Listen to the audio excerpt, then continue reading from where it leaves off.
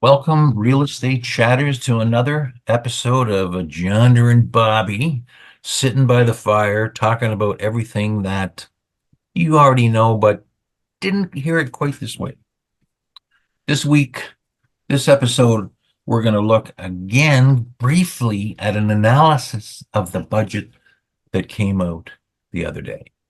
And this is an article which we'll have linked below that was prepared by Rachel Battaglia of the Royal Bank. And in about 9 pages, she lets you see how the numbers were presented on the CBC and how they're presented in reality. And so I think it's a link that's worth sharing and worth reading.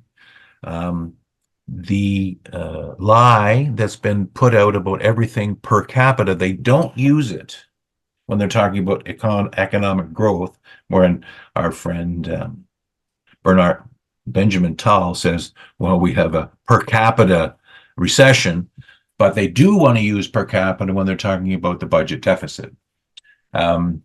So it's an interesting analysis that I think you'll enjoy.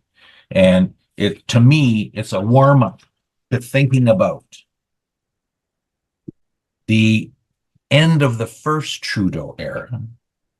He'd been in since about 1968. Everybody hated him, and so he walked in the snow in 1979. Joe Clark came in for a very short period of time, mismanaged things. He got back in again in 1980. And then in 1984, notwithstanding the fact that he switched leader to John Napier Turner, the majority of the federal Liberals was decimated. Well, it's not quite decimated, it's double decimated, from the majority position to 40 seats. And then in came what we say in the Conservative Party, Myron Bologna. And he came in with the largest majority ever in 1984. He brought in free trade, which destroyed Canada. And then in 1993, notwithstanding the fact that he put in the first woman prime minister to stand and possibly be elected, and some people actually voted for her because she was going to be the first woman, just like they did for Hillary Clinton. That party went from majority to 2 seats. And you're going to see it again. They're going to get thrown out on their ear so far, so hard. And I won't be surprised. But you remember this budget as telling lies that you know are lies, that everybody who's got an eye to see can see that it's a lie. Okay, so let's talk about it, what this has to do with real estate for our real estate chatters who have liked and subscribed. So there were specific things that were outlined in the budget. You can read through it in detail. You can Google budget 2024 Canada. And there's a couple of things that were mentioned in it. Robert, of course, like anybody educated knows that money has to come from somewhere. I hate to oversimplify it, but obviously there's a cost to things, and we can't just be, you walk into a candy store and you think that all of this candy is free. There's a cost to these goods. And what were some of the things in the budget that specifically pertain to real estate? And how do you propose, or how do you feel that these will be paid for? Who's paying for these things? Well, to answer the last question first, they're borrowing money to pay for the things, but they don't have the cash flow. They don't have the tax revenue to cover. And where do they borrow it from? They borrow it from future taxpayers. And what happens every year? The amount that they're borrowing, which is called deficit, has to be financed. When interest rates were 0.25%, it didn't cost much to borrow $1 million, $1 billion, $300 billion. But now it costs a little bit more. And so all these things that they're putting out, trying to appeal to group by group, top up taxes and housing initiatives where we're going to build all these houses. They're never going to build those houses. Why are they announcing it? Why are they announcing funding for it? Why are they announcing revenue from it? Health, housing and defense make a bulk of new spending. I see. Now, where are you going to get the money? John already said they haven't got the money. The type of housing that they want to propose and they're going to subsidize, all it's going to do is destroy existing neighborhoods. They want to say, if you want this infrastructure money, you've got to do this to your zoning so that you can put a 4-story building in the middle of a nice subdivision. No, that won't happen, but that's a ridiculous example. As of right, sounds good if you've got an investment property across town in an area that's gentrifying and you can now have the first apartment building there. But most people don't want to see their block busted with rentals in the middle of single family dwellings. And they're scratching their head saying, well, how can it be that a government that has got nothing to do with us, that's not taxing for this spending, is not living with us, is saying that all these things have to be done by the municipality that does? So the municipalities are kicking back and are complaining and saying, you can't do that. And the province is caught in the middle. So we won't talk about politics the whole time, but virtue signaling is where you comment on something that you think is great and you support without ever doing anything about it. Virtue spending is where you promise to spend money in areas where you know are popular, but you can't make the rich pay. You can't make the working population pay and expect to get reelected. This is what they're promising. They're fiddling with them.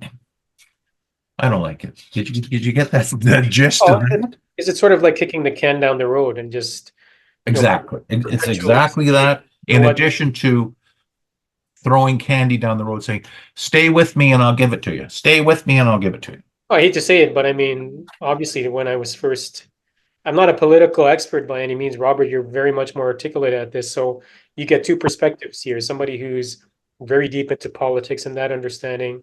Someone like myself, when I was first studying politics in elementary school, is like, to me, it's always been a complex topic, but the simplicities of the human, I guess the essentials of the human behavior part of this is, what you need a party to stay in power. I mean, again, Robert, I don't want to get into too much politics here, but what we're trying to do is champion what our real estate chat viewers should perceive and see so that they can utilize this in their own real estate making decisions. And that's what this show is about. It's about transparency. It's about education.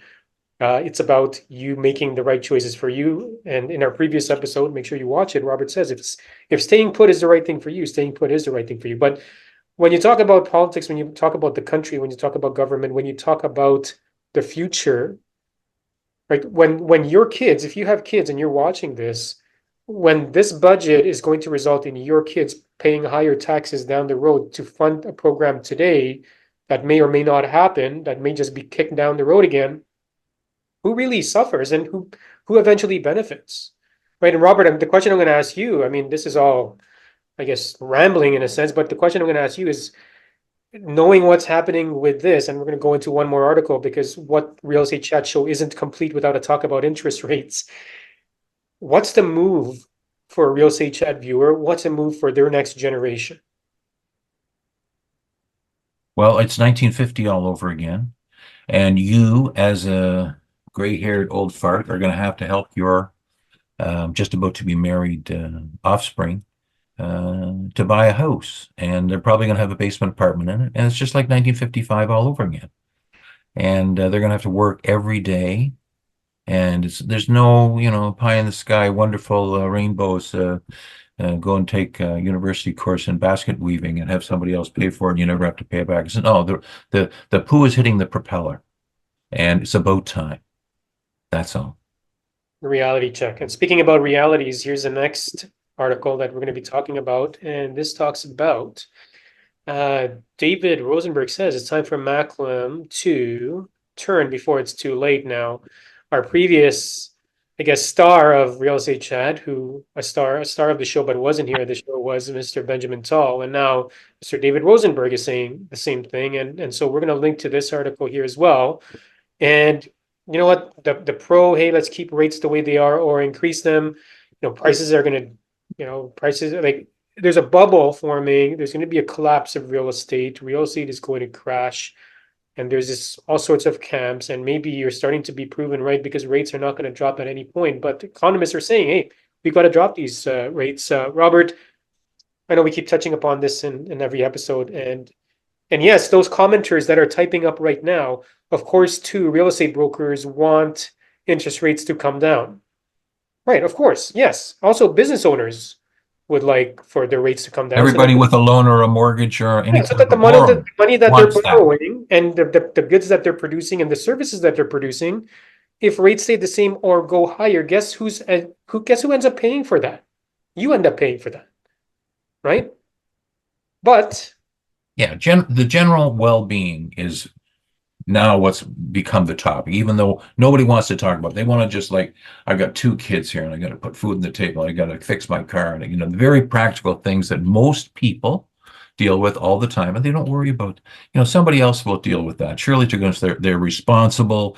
And I've appointed them to do a good job and they will do a good job. They won't do anything to screw me, obviously. But now the people are starting to pay attention. I guess that's what my belated rant here is, along with David Rosenberg. David Rosenberg, who's the perma-bear, means he always sees the worst possible thing. Like Mr. Tall said, look, they got 6 types of consumer price index. And then they've got 6 starting points when they want to look at it. A year ago, a month ago, running, average, median, so that they can pick whatever they want to announce. It's PR. It's PR. David Rosenberg is saying that according to all his calculations, apart from the indices that are most influenced by government policy, in this case, gas price and interest cost compared to 5 years ago, 10 years ago, 2 years ago, they are contributing to the index being higher than it was then when you started the index point. And if you had not done those moves on gas prices, because that's built into everybody's expense on everything, and business is trying to recover that in their apples and in their oranges and things that have got to ship across the country, and had not kept rates too low for too long and then raised them so quickly on a percentage basis, it's phenomenal, from 0.25 to 5%, 5.25%. On a percentage, it's an incredible difference. This is the problem. The problem is what you did in the past. How are we all going to live through it? We're going to live through it, and you're going to go and retire. Trudeau 2 is going to just go away, but we're going to have to live with it. So is that an answer? No, but everybody's got to toughen up.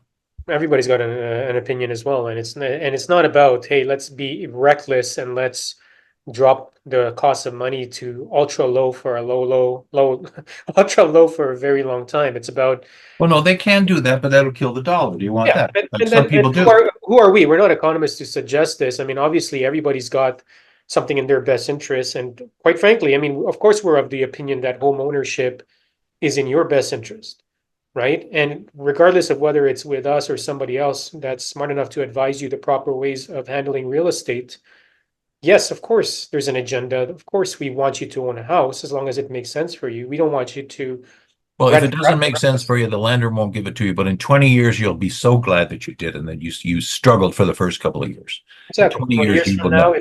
if YouTube is still around and you watch this episode again, and maybe we'll do a reunion or whatever, Ah, you know, you'll see that. Well, anyway, thanks for watching this episode of Real Estate Chat. Make sure you share into the comments your opinions. We love to hear it. All sorts, good, bad, ugly, everything. Put it in there, and tell us we're right. Tell us we're wrong, and tell us what you want to do, and we'll answer your questions. Thanks for watching. Take care, and bye for now. Robert. see you later.